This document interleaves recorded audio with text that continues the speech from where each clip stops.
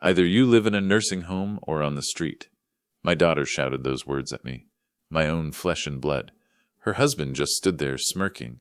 They thought I was a frail old man, easily broken, a burden they could discard. They were about to learn that the quietest man in the room often holds the most power, and I was about to burn their world to the ground. If this story finds you, subscribe and let me know where you're watching from. It helps to know I'm not alone in this world. My name is Arthur Sterling. Let me tell you how the home I bought became my prison, and how I broke free. The rain hammered against the large bay windows. The perfectly manicured lawn outside was a blur of gray and green. It was a cold afternoon, the kind of cold that settles deep in your bones. I sat in my favorite armchair. The leather was worn smooth. My late wife, Sarah, insisted we buy it. "It has character, Arthur," she'd said, her eyes twinkling. "Like you." I missed her more than I could breathe. The silence in this house was a constant, heavy reminder. Across from me stood my daughter, Clara, and her husband, Mark. Clara's face, once so bright, was hardened, a mask of cold determination. She wouldn't meet my eyes. Mark stood slightly behind her. That familiar condescending smirk played on his lips. He was a man who always looked like he knew something you didn't. He enjoyed this. I could feel the pleasure radiating off him. The air in the room was thick, the silence before the storm. And I knew this storm was meant to wash me away. Clara held a glossy brochure, Serene Valley Retirement. I saw pictures of seniors smiling weakly, playing cards, waiting to die. It looked like a prison painted in pastel colors. "Dad, we need to finalize the arrangements," Clara said. Her voice was sharp enough to cut glass. Finalize. As if I were a business transaction, not her father. "We've put down the deposit," she continued, tapping the brochure impatiently with a manicured nail. "You move in on Monday. Monday. 3 days away." They hadn't asked. They had decided. My life, according to them, was over. I looked around the room, this house. It was magnificent, a massive, suburban estate, far beyond their means. I had poured my life savings into it 7 years ago. After Sarah died, the grief was too heavy for our old home. I did it for them, its family, for the promise of growing old, surrounded by love. What a fool I had been. Clara and Mark were struggling then, or so they claimed. Their new real estate business needed capital. They wanted this specific house, the prestige, the address. So I sold everything. I liquidated what they thought were my modest retirement accounts. I bought this house for them. The agreement was sealed with love and trust. I would live in the spacious in-law suite, close to my grandson, Leo. It was supposed to be a family home. It was a lie, a beautiful, expensive lie. "I'm not going anywhere, Clara," I said quietly. I kept my voice steady, despite the sudden tremor in my hands. I was 72. I was slowing down, but I was far from helpless. "This is my home," I insisted, gripping the arms of the chair. We agreed. Clara just stared at me, her eyes cold. The daughter I knew was gone. Mark stepped forward. His arrogance filled the room like a suffocating cologne. He was a small-time developer, always on the verge of a big break, a break usually funded by my generosity. He leaned in close, invading my space. I could smell the expensive scotch on his breath. Scotch I had bought. "Listen, Arthur, let's stop the charade," he sneered. He paused, enjoying the power play. "The feeling of control. The decision is made," he spat. "You're a burden." The word landed like a punch to the gut. A burden, after everything I had done. "You're slow," Mark continued, twisting the knife. "You forget things. And frankly, you're embarrassing us in front of our friends." He gestured around the opulent room. "Furnished with my money. We have a certain image to maintain. You don't fit." They saw my generosity as foolishness.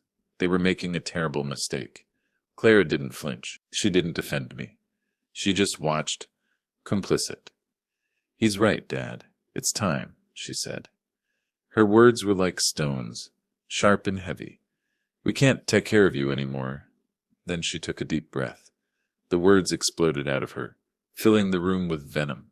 "Either you live in a nursing home or on the street," she shouted. The volume was shocking, designed to intimidate, to break me. The silence that followed was deafening. The words hung in the air, ugly and brutal. My own daughter, the little girl I used to read to every night, the one I held tightly when her mother died, promising her everything would be okay. My heart cracked. The sound was silent, but the pain was excruciating. I had lost her. Not to death, but to greed. Mark wasn't finished. He wanted to deliver the final blow. He straightened up, puffing out his chest. Even though you bought this house, he said, his voice dripping with contempt, I don't want you living here, you old bum. An old bum. The insult was designed to strip me of my dignity. We have plans for this place, Mark continued. Grand plans, and you don't fit into them. Your time is over. Get out. They thought they had won. They thought I would shuffle away quietly into the night. They were wrong, but I didn't rage. I didn't cry. Sarah always told me that true strength wasn't found in shouting, but in the silence that follows the storm. I looked at my daughter one last time, searching for a flicker of the little girl I knew. There was nothing there, only the reflection of Mark's greed. Very well, I said. My voice was surprisingly calm, detached. If I am no longer welcome, I will leave. I pushed myself out of the chair. My knees protested, but my spine was straight. I walked past them, feeling their smug satisfaction radiating off them like heat. They had no idea what they had just unleashed. The game hadn't even started. I climbed the stairs slowly, each step heavy with the weight of betrayal. The house felt cold now, alien. No longer a home, but a crime scene, the place where my family died. In my suite, everything was neat and orderly. Sarah's picture sat on the bedside table, her smile bright and eternal. A beacon in the darkness. I picked it up, tracing the outline of her face. They've shown their true colors, my love, I whispered, my voice catching slightly, just like you feared they might. Sarah had always been wary of Mark. She saw the emptiness behind his charming smile, the greed beneath the expensive suits. He has hungry eyes, Arthur, she had warned me. I hadn't listened. I wanted Clara to be happy. I was blind, but now my eyes were wide open. I pulled a small, pre-packed suitcase from the closet. I always kept it ready. A habit from my younger days. I didn't need much. A change of clothes. My medication. Sarah's picture. The furniture. The books. The memories. They were all tainted now, stained by their betrayal. But there was one more thing I needed. Something they knew nothing about. The key to my real life. I reached into the back of the closet, behind a loose panel I had installed myself years ago. My fingers brushed against cold metal. I pulled out an old, slightly battered cell phone. It wasn't the smartphone Clara insisted I use. The one I suspected they monitored, to track my movements, to check my bank balances. They thought I was a simple old man with a meager pension. They thought they controlled me. This phone was simple, secure, encrypted, and traceable. I dialed the only number stored on it. It rang once. Yes, sir, a crisp, professional voice answered immediately. It was Robert Kensington, my attorney, my confidant, the chief financial officer of my empire, the only person who knew the truth about Arthur Sterling. Robert, I said. My voice was steady now, the tremor gone, replaced by cold resolve, though my heart hammered against my ribs. Activate protocol, legacy. There was a brief pause. Robert knew exactly what that meant. It was the contingency plan I had put in place years ago, hoping I would never have to use it. It was the nuclear option, and I had just pushed the button. Understood, Mr. Sterling, Robert replied, calm and efficient. The arrangements are being made. ETA 60 minutes. He paused. Are you safe, sir? Safe enough, Robert? Thank you. I hung up the phone and slipped it into my jacket pocket. The weight of it felt reassuring, a shield against the storm, a sword ready to strike. I took one last look around the room, my sanctuary, now my prison. Then I walked back downstairs to face the vultures one last time. When I entered the living room, the mood had shifted dramatically. They were already celebrating. A bottle of expensive champagne, the Dom Perignon I had been saving for Leo's upcoming birthday, was open on the coffee table. They were laughing, The sound was harsh, like breaking glass. That was easier than I expected, Mark said, swirling the champagne in his glass. I thought the old man would put up more of a fight.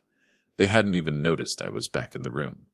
I was ready to call the police, Mark continued, taking a triumphant sip. Have him removed. For trespassing. Trespassing. In the house I bought, Clara laughed, a brittle sound that didn't reach her eyes. He's weak, Mark. He's always been weak. Weak. They mistook my kindness for weakness. A fatal error. Now we need to talk about the renovations, Clara said, her eyes gleaming with greed. I want to knock down the wall between his suite and the master bedroom. We can finally have that walk-in closet I've always dreamed of. Their dreams were built on the ashes of my sacrifice. Their greed was naked. Unashamed, I sat down in my armchair again, my suitcase by my side. I wanted to sit in Sarah's chair one last time. Are you still here? Mark finally noticed me. His tone dripped with contempt. The celebration paused abruptly. I thought we told you to leave, he snapped. Did you call a cab to the poorhouse? Because if you're waiting for us to drive you, you can forget it. I'm waiting for my ride, I said calmly. Mark snorted. Who's coming, kind you? The garbage collector. They both laughed. I said nothing. The clock on the mantelpiece ticked loudly. Tick. Tock. Their time was running out. The next hour was the longest of my life. I sat in silence, a ghost at their feast, watching them discuss their plans, their ambitions, a future I was no longer a part of. They weren't just erasing me from the house. They were erasing me from their lives. But then, a small conflict erupted. Greed always turns on itself eventually. Mark noticed the keys on the side table near the door.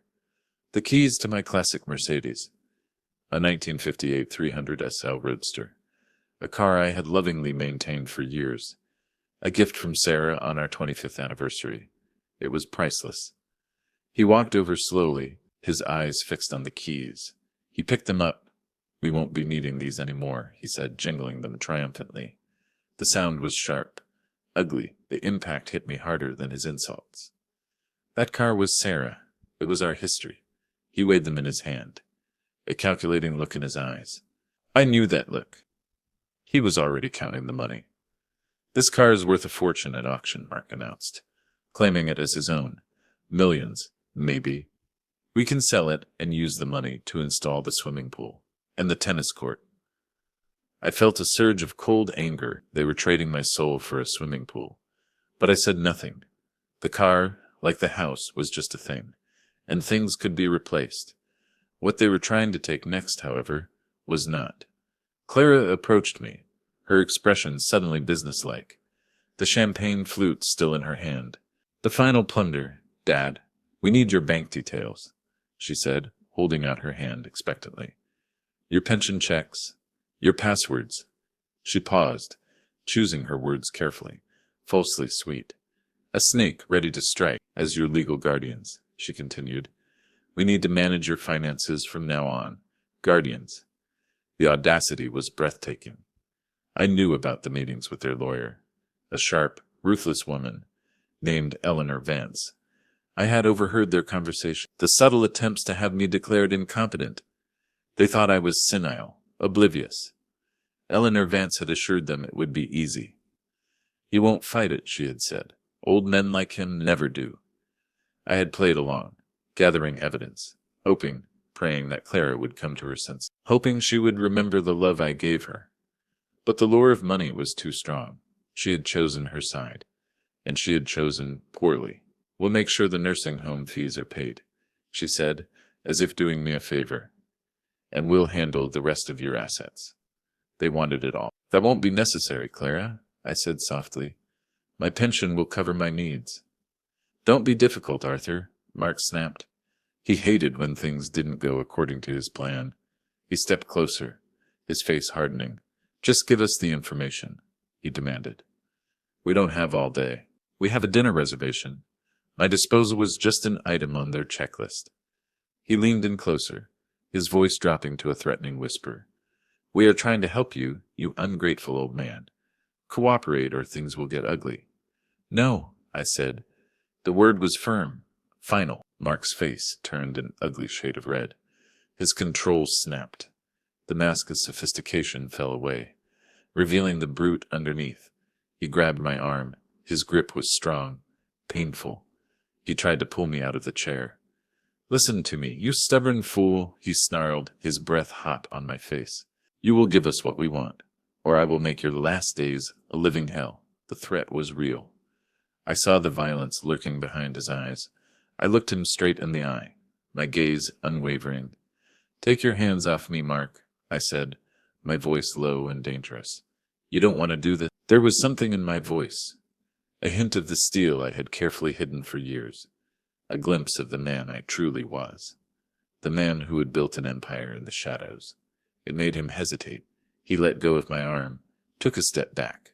Surprised, confused, he was about to explode, to resort to physical intimidation, when another voice broke the tension, a small, innocent voice that shattered the darkness. Grandpa, Leo, my 6-year-old grandson, he stood on the stairs, drawn by the noise. He was small for his age, with large, curious eyes, a gentle heart. He saw my suitcase, looked at his parents' angry faces. His eyes filled with tears. "Grandpa, where are you going?" he whispered. He clutched his worn teddy bear, the one I had repaired countless times. My heart broke, not for myself, but for him. He was the only innocent victim in this tragedy. "Leo, go to your room, now," Clara ordered. Her voice, sharp, panicked. She tried to pull him away. "This doesn't concern you. Grandpa is leaving, but I don't want him to leave," Leo cried. He broke free from her grasp, ran to me, buried his face in my lap. "Grandpa reads me stories," he sobbed, his small body shaking. "Don't go, Grandpa. Please don't go." Mark loomed over us, his shadow falling across Leo. "He's sick, Leo. He needs to go to a special hospital." Mark roared. "Stop being a baby. Go to your room." I hugged Leo tightly. He was trapped in this cold, transactional world, with these monsters. The realization hit me with brutal clarity. I had to protect him, no matter the cost. "It's okay, buddy," I whispered, stroking his hair. "Grandpa loves you. Always remember that. Be kind. Be kind." Words his parents had forgotten. I gently disentangled myself from his grip, sat back down. The cold anger I felt crystallized into sharp focus. Protocol. Legacy wasn't just about extraction. It was ice justice. I watched as they turned on each other. The sight of Leo's distress had only fueled their frustration. They started fighting over the money they thought they were about to inherit. The facade of their perfect life crumbling. "We need that money to secure the loan for the development project," Mark shouted, revealing the desperate hustler underneath. "Steve Peterson is breathing down my neck. If that deal falls through, we are ruined." Steve Peterson. I knew the name, a notorious loan shark disguised as an investor. Mark was in deeper trouble than I thought, and I needed to host the charity gala, Clara retorted, her voice shrill. "I have already promised the organizers a significant donation. If I cancel, my reputation will be destroyed." Their greed was insatiable, fighting over spoils they hadn't even secured. It was pathetic. Then we heard it, the sound of reckoning. At first it was a faint sound, a rhythmic thudding, growing steadily louder. The rain had stopped, making the sound clearer, more distinct. Thump, thump, thud, thump. The sound grew louder, vibrating the air, rattling the windows. The champagne glasses on the table clinked together. It was right above us, powerful, insistent. Clara frowned. "What is that noise? Is it a storm?" Mark walked to the window, looked out at the expansive front lawn. His jaw dropped. His face, already pale, turned ghostly white. The arrogance drained away, replaced by sheer panic. "What the hell?" he breathed. Clara rushed to his side, gasped. I remained seated, watching them. I knew exactly what they were seeing. A large, sleek black helicopter was descending onto the lawn. Its blades whipped the grass into a frenzy. The noise was deafening. It was a corporate machine, powerful and imposing, the logo on the side discreet, but recognizable to those who knew what to look for. Sterling Enterprises. If this story has your heart racing, make sure to hit the like button and subscribe. Every click helps us keep uncovering stories that deserve to be heard. Because sometimes, justice arrives on rollerblades. Who authorized this? Mark shouted over the roar of the engines. He turned to me, his voice trembling with fear and confusion. Who is landing a helicopter on my lawn? He still thought this was his lawn. I'll sue them, he screamed, impotent rage consuming him. I'll have them arrested. I didn't answer. I just watched the show. The curtain was rising on the final act. The noise was drawing attention. I saw Miss Davies, the neighborhood socialite they were always desperate to impress, step out onto her porch across the street. Her mouth was wide open. Her poodle was barking hysterically. The image they wanted to maintain was crumbling in real time. The whole neighborhood was watching their downfall. The helicopter touched down smoothly. The engine powered down. The blades slowly came to a stop. The sudden silence was almost as loud as the noise. The side door opened. A man stepped out. He was tall, impeccably dressed in an expensive suit. His silver hair neatly combed. He moved with purpose, authority, walking directly towards the house. He was flanked by two security personnel dressed in black tactical gear. They discreetly scanned the surroundings. Professional, lethal. He didn't even glance at Clara and Mark. They had rushed out onto the porch, shouting impotently at the intrusion. They were irrelevant. Background noise. The man entered the living room. His eyes immediately locked onto mine. He walked over to me, his expression respectful. Professional. Mr. Sterling, I apologize for the delay, he said, extending his hand. The weather was unfavorable.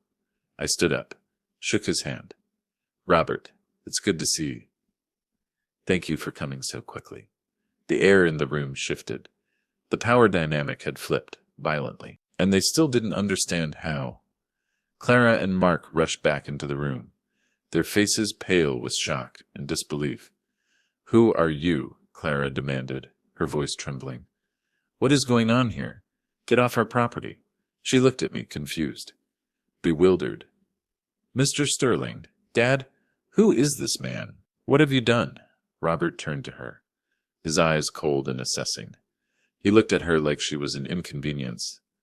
I am Robert Kensington, he announced, his voice clear and authoritative. Mr. Sterling's attorney and the chief financial officer of Sterling Enterprises. Mark sputtered, his arrogance momentarily forgotten. Sterling Enterprises? I've never heard of it. He tried to regain his footing, but his voice cracked.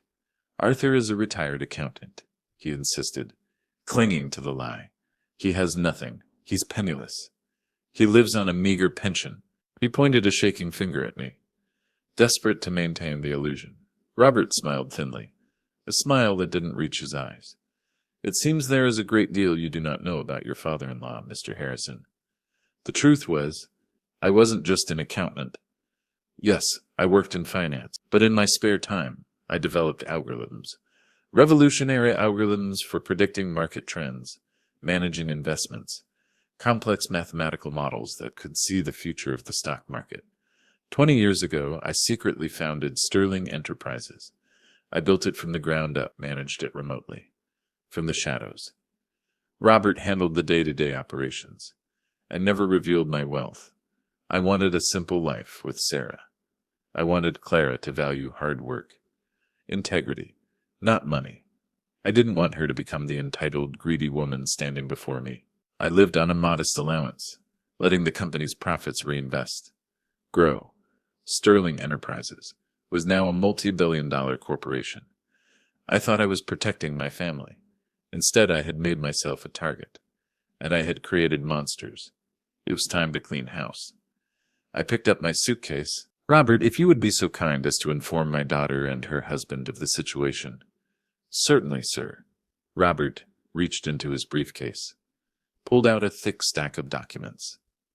The air in the room was electric, thick with anticipation and fear. It was time to drop the hammer and shatter their world.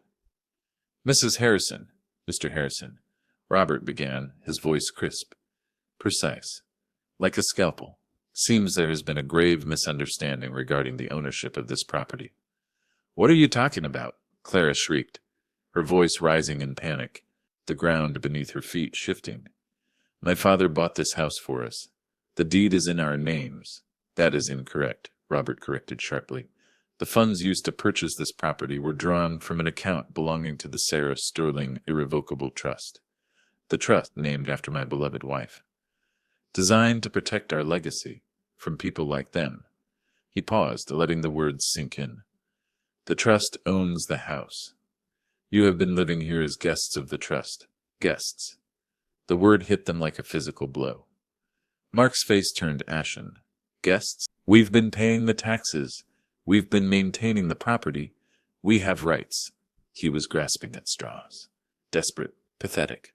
A small price to pay for living in a multi-million-dollar estate, rent-free, I would say, Robert replied dryly. And regarding your rights, let's discuss them. He opened the first document, the morality clause. The one I had insisted on. Now, Robert continued, his tone hardening, the trust has a specific clause regarding the protection and well-being of Mr. Arthur Sterling.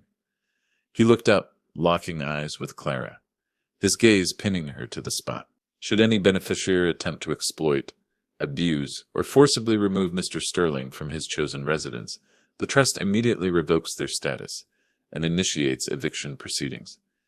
He handed the documents to Clara. Her hands were shaking so badly she could barely hold them. The glossy brochure for Serene Valley fell unnoticed to the floor. These are your eviction notices, Robert announced. You have 24 hours to vacate the premises. Failure to do so will result in forcible removal by the authorities. 24 hours. Their reign of terror was over. Eviction? You can't evict us. This is our home, Clara cried. The facade of sophistication crumbled, revealing the terrified, entitled child underneath. She looked at me, her eyes wide with panic. No, I said, speaking for the first time since Robert arrived. My voice was quiet, but carried the weight of finality. This was my home, I said. You turned it into a prison. You chose greed over love. You chose him over me. But Robert wasn't finished. He turned his attention to Mark, the man who had called me an old bum. Mr. Harrison, your real estate development firm, Harrison Homes, has been struggling for some time, hasn't it? Mark flinched, as if struck. That's none of your business. I have investors. Speaking of investors, Robert said, pulling out another file. Mr. Steve Peterson sends his regards. Mark visibly recoiled at the name. The sweat beaded on his forehead. It seems your primary lender, Apex Financial Services, has also reviewed your accounts and found several irregularities, Robert continued. Fraudulent loan applications, misappropriation of funds, pyramid schemes. It appears you used Mr. Peterson's capital to cover your debts to Apex. He looked up, his eyes locking onto Mark's. They have decided to call in your loans. They have decided to call in your loans. Effective immediately. And Mr. Peterson is pressing charges. Mark stumbled back, his legs buckling beneath him. He collapsed onto the sofa, his face buried in his hands. The sound that escaped his lips was a choked sob. Apex. How do you know that? He mumbled, defeated. Broken. I'll be ruined? Robert delivered the final blow. The coup de grace. Apex Financial Services, Robert announced, his voice echoing in the silent room, is a wholly owned subsidiary of Sterling Enterprises. He closed the file, the sound sharp and final. We own your debt, Mr. Harrison, and we are calling it. Furthermore, we have forwarded our findings, along with Mr. Peterson's complaint, to authorities. They are waiting outside to arrest you. The realization hit Mark like a freight train. He wasn't just losing his house. He was losing everything, his business, his reputation, his freedom. As if on cue, the front door opened. Two men in dark suits stepped inside. One flashed a badge. Agent Miller, FBI Financial Crimes Unit, the man said, his voice stern. Mark Harrison, you are under arrest for multiple counts of wire fraud and money laundering. Mark looked up, his face contorted with rage and despair. He saw me, the man he had underestimated. You set me up? He screamed, lunging at me. A cornered animal making a final desperate attack. You manipulative old snake. I knew there was something wrong with you. Before he could reach me, the two security personnel stepped in. They restrained him effortlessly. Agent Miller and his partner moved in, handcuffing him. The metallic click of the handcuffs echoed in the room. I didn't set you up, Mark, I said sternly, looking at the pathetic man, struggling against the inevitable. I didn't have to. Your greed and dishonesty did that all on their own, I continued. I simply allowed the consequences of your actions to unfold. He glared at me, hatred burning in his eyes as they dragged him out. The door closed behind him, sealing his fate. Clara fell to her knees, sobbing hysterically, the sound of a woman realizing she had destroyed her own life. Dad, please don't do this, she begged, the tears streaming down her face. We didn't mean it. We were just stressed. She started crawling towards me, reaching for my hand, her face streaked with tears and mascara, a grotesque mask of remorse. Mark forced me to do it, she lied, throwing him under the bus without hesitation, trying to save herself. Please, forgive me. I'm your daughter. I looked at my daughter, groveling at my feet, motivated not by remorse, but by fear and desperation. She was still trying to manipulate me. You didn't know I had money, I said, my voice heavy with sadness. But you knew I was your father. You knew I loved you, and that wasn't enough. You were willing to throw me out on the street, to steal the little you thought I had left. I looked at her one last time. You broke my heart, Clara. I turned to walk away, but stopped when I saw Leo, standing on the stairs again, watching the chaos unfold. Terrified, bewildered, I walked over to him and knelt down, trying to shield him from the wreckage of his parents' lives. Leo, I said softly, I have to go away for a while, but I want you to know that I love you very much. This has nothing to do with you. I turned to Robert. Ensure Leo is protected. Initiate the custody protocol. Robert nodded. It's already in motion, sir. We are filing for emergency custody on your behalf. Child Protective Services are on their way. Clara screamed as the realization hit her. She was losing her son too, the consequences of her choices raining down on her. I hugged Leo one last time, then stood up and walked towards the door, past Clara sobbing on the floor. I didn't look back. As the helicopter lifted off the ground, I looked down at the house. It was a beautiful house, full of light and space, but it was never truly a home. Not without love, not without Sarah. The flight was smooth. Robert sat across from me, working on his laptop. He respected my need for silence. I watched the clouds drift by, feeling a strange mixture of profound sadness and immense relief. The weight of the past 7 years, the constant tension, the subtle insults, it was all gone. I was free. Where are we going, Robert? I finally asked. The penthouse in the city, sir, he replied. It overlooks the park where you and Mrs. Sterling used to walk. As we landed on the rooftop helipad, a polished black Rolls-Royce was waiting. A man in a crisp uniform opened the door. Welcome home, Mr. Sterling, he said with a warm smile. Thank you, Samuel, I replied. The contrast was staggering. From old bum to Mr. Sterling, and the penthouse was stunning. Floor-to-ceiling windows offered a panoramic view of the city skyline, but it wasn't the luxury that comforted me. It was the peace. Good, I said, looking out at the park below. And the assets? Fully secured, sir, Robert assured me. The trust is ironclad.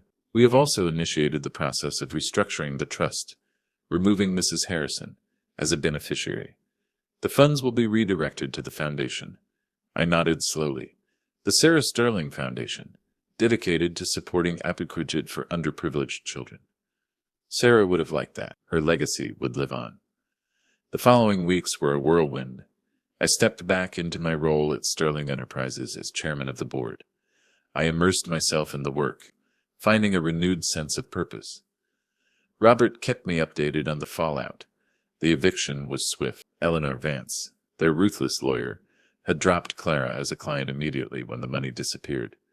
Mark's trial was a media circus. Steve Peterson testified against him. The evidence was overwhelming. He was found guilty on all counts and sentenced to 15 years in federal prison. Clara, left alone and penniless, was forced to face the reality of her situation. She lost everything she valued, and she lost Leo. She lost custody. The court found her unfit. I was granted full custody. Leo came to live with me in the penthouse. He was quiet at first, traumatized by what he had witnessed. We arranged for him to see a specialist, Dr. Anya Sharma, a renowned child therapist. "He's resilient, Mr. Sterling," Dr. Sharma assured me. Her voice was kind. "But he needs stability, routine, and unconditional love. He needs to feel safe." I vowed to give him that. Slowly, with love and patience, he began to heal. We read stories every night. We walked in the park. We built a new home, a real home. The betrayal still stung, but the pain was slowly replaced by a determination to use my wealth for good. I expanded the foundation, adding a new division dedicated to advocating for victims of elder abuse. I found purpose in my pain. Months turned into a year. The foundation flourished. Leah was thriving. I was busy, fulfilled, but there was still an emptiness in my heart, a void left by the loss of my daughter. I missed the girl she used to be. One afternoon, Robert arrived for our weekly briefing. He seemed hesitant. "Sir, we received a communication from Clara." I stiffened. I hadn't seen her since that day. I had ignored her calls, her emails. I wasn't ready. "She has been writing letters, sir," Robert said quietly, placing a thick file on my desk. "Dozens of them. We vetted them, of course." He looked at me, his expression uncharacteristically gentle.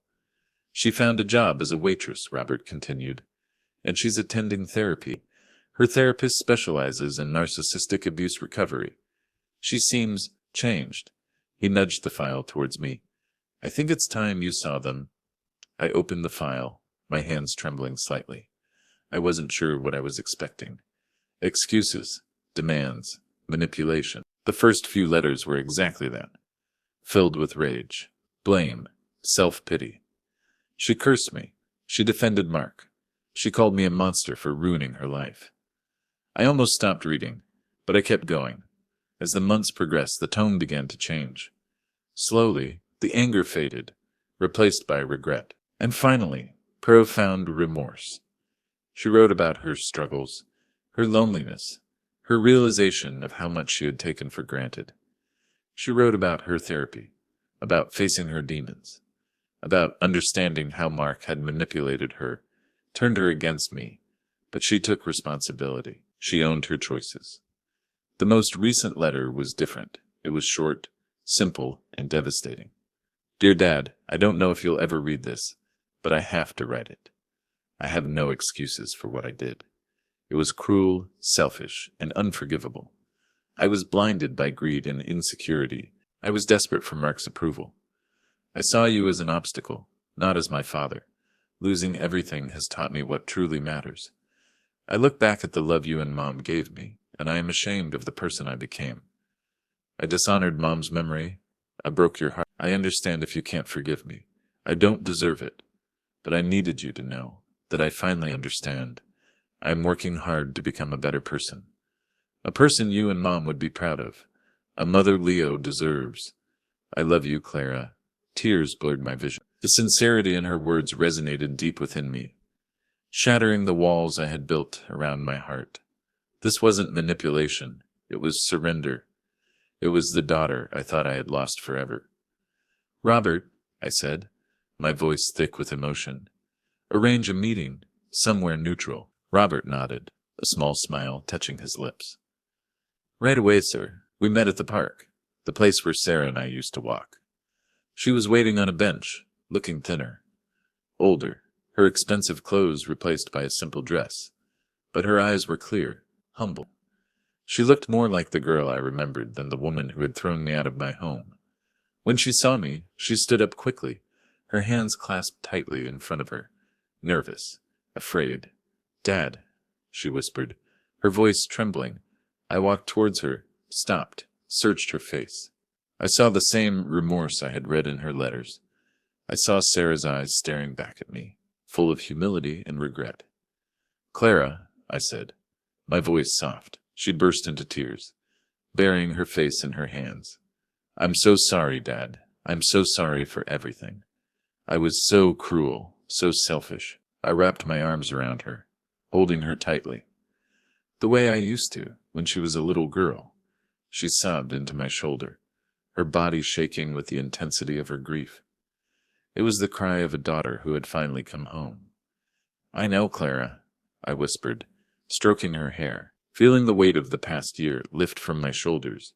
The anger and resentment melted away, replaced by an overwhelming sense of love and hope. I know. We sat on the rents for a long time. When she finally calmed down, she looked at me, her eyes red and swollen. How can you even look at me after what I did? She asked, her voice filled with shame. Because you are my daughter, I said simply. And I love you. I was deeply hurt, I continued, betrayed, but I never stopped hoping that you would find your way back. Forgiveness is not about forgetting what happened. It's about letting go of the pain and choosing to move forward. We talked for hours. She told me about her journey, her therapy, her commitment to rebuilding her life with honesty and integrity. She didn't ask for money. She didn't ask for favors. She just wanted my forgiveness and a chance to be a mother to Leo. I forgive you, Clara, I said, meaning it with all my heart. The road to reconciliation was long, difficult. Trust had to be rebuilt, slowly, piece by piece. We started supervised visits with Leo, coordinated with Dr. Sharma, slowly reintegrating her back into his life. She never missed a visit. She never stopped trying. She was becoming the mother Leo deserved, the daughter Sarah had raised. One evening, I sat on the balcony of the penthouse, watching the sunset paint the sky in hues of orange and purple. Clara sat beside me, holding a cup of tea. Leo was asleep inside. We were comfortable in our silence, the bond between us slowly mending. We were a family again, broken but healing. Dad, she said, looking out at the city skyline, do you ever regret it? Revealing who you really were? Sometimes I wonder if it would have been better if we had just continued living the lie. I thought about her question. I thought about the pain, the loss, the betrayal, the storm that had almost destroyed us. But I also thought about the redemption, the reconciliation, the newfound purpose. No, Clara, I said, smiling softly. The truth, no matter how painful, is always better than a lie. It freed us both. It gave us a chance to become the people we were meant to be. I realized then that true strength wasn't just about building empires or accumulating wealth. It was about finding the courage to forgive, to rebuild, to turn pain into purpose. I was an old man, but my heart was full. I had built a legacy, not just of wealth and success, but of resilience, compassion, and the enduring power of love. I was Arthur Sterling, and I was finally, truly home. Thanks for listening. Please rate this story in the comments. If you enjoyed it, don't forget to subscribe. Your support means a lot.